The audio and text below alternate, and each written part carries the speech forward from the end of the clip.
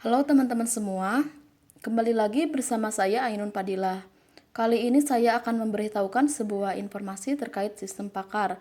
Nah, langsung saja, kebetulan saya sudah mendownload aplikasi terkait sistem Pakar, yaitu aplikasi yang saya pilih Dokter Padi. Nah, kita langsung saja buka teman-teman. Di aplikasi Dokter Padi ini, kita bisa mengetahui informasi terkait hama dan penyakit pada tanaman padi. Jadi di Dokter Padi ini hanya dikhususkan untuk sistem pakar terkait hama dan penyakit pada tanaman padi saja, teman-teman. Nah, di fitur halaman pertama kita bisa mengetahui fitur yang ada di aplikasi Dokter Padi sendiri, teman-teman. Nah, kita langsung saja ke budidaya ya, teman-teman. Nah, di budidaya ini ada syarat tanam, teman-teman. Bisa dilihat di sini ada beberapa informasi terkait syarat tanam dari tanaman padi sendiri. Ada iklimnya, tanah, dan faktor air. Terus kita langsung aja ke OPT, teman-teman.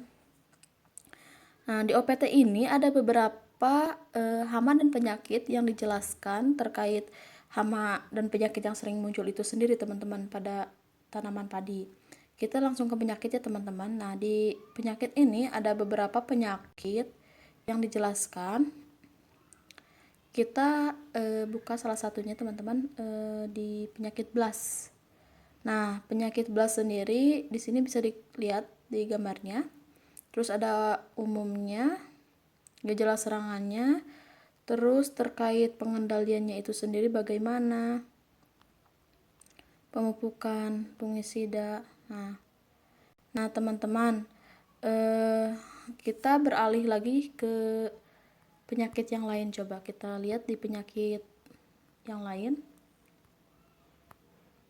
Ada hawar daun ya, teman-teman. Hawar daun. Nah, hawar daun ini bisa dilihat di gambar gejalanya seperti apa. Ini informasinya terkait gejala serangan, pengendalian. Ini seperti ini, teman-teman. Nah, mungkin yang menjadi kelebihan dari aplikasi ini, di sini tersedia gambar karena di penyakit atau hama itu gambar tuh harus mendukung, teman-teman, biar pembaca bisa mengetahui secara langsung gejala atau serangan yang terjadi, teman-teman. Dan ini dapat memudahkan pembaca atau pengguna aplikasi ini mengetahui gejala atau serangan pada tanaman padi, teman-teman. Nah, setelah itu ada hama. Tadi ada penyakit, sekarang ke hama. Di sini ada hama keong emas, teman-teman. Nah, ini juga sama ya, teman-teman, dilengkapi oleh gambar. Nah, terus ada informasi-informasinya, teman-teman. Nah, terus di informasinya ini sendiri lumayan cukup lengkap. Sumbernya juga menurut saya sih ini kredibel ya, teman-teman, karena di buku juga ada beberapa informasi yang sama seperti ini.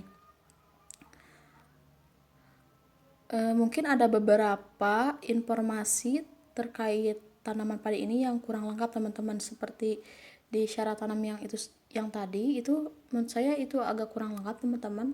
Coba kita ke penanaman ya, teman-teman.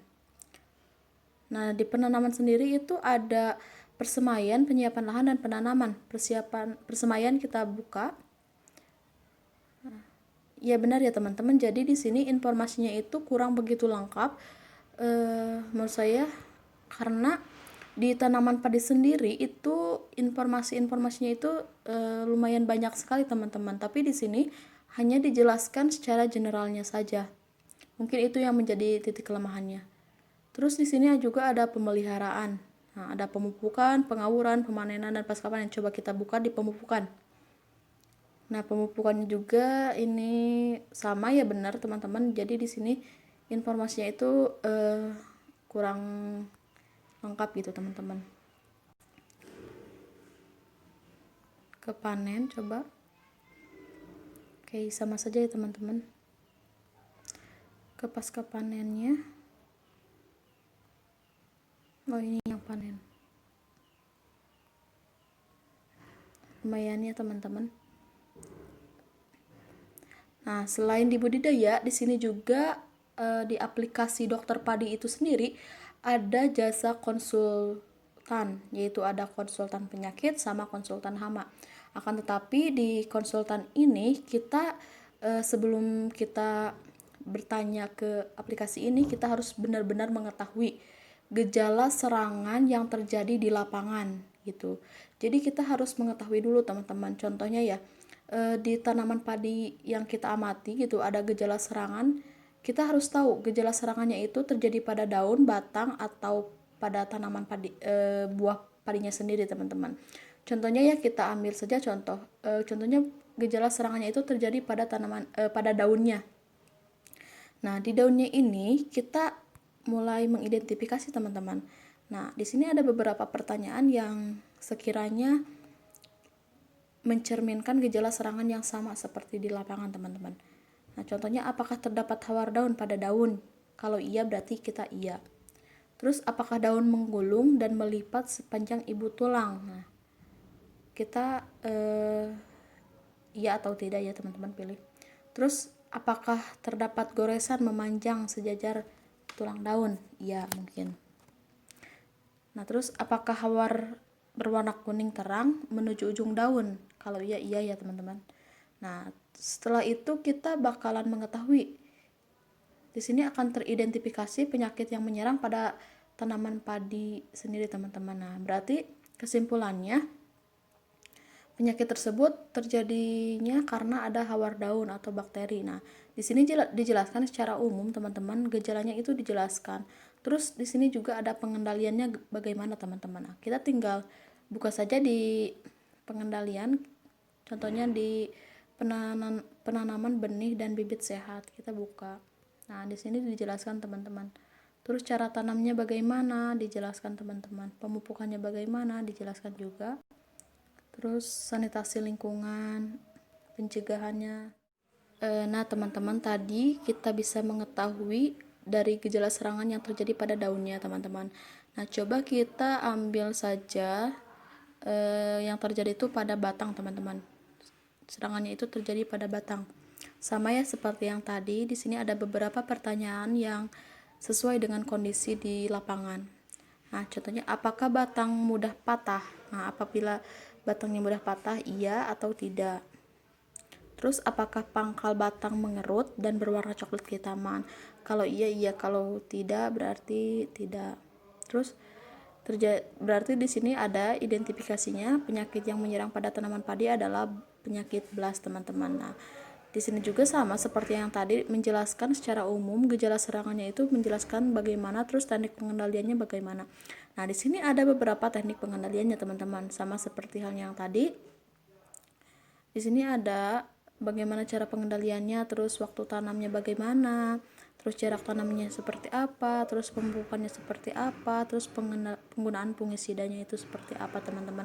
Nah, apabila kita pengen mengetahui bagaimana serangannya atau bagaimana pengendaliannya, kita bisa menggunakan aplikasi Dokter Padi, teman-teman. Nah, mungkin sama yang lainnya juga, apabila terjadinya pada malai atau pada pertumbuhannya itu, sama saja teman-teman harus mengetahui dulu gejala yang di lapangannya itu seperti apa, teman-teman. Nanti bisa diidentifikasi di aplikasi Dokter Padi ini. Nah, selain itu ada konsul hama, teman-teman.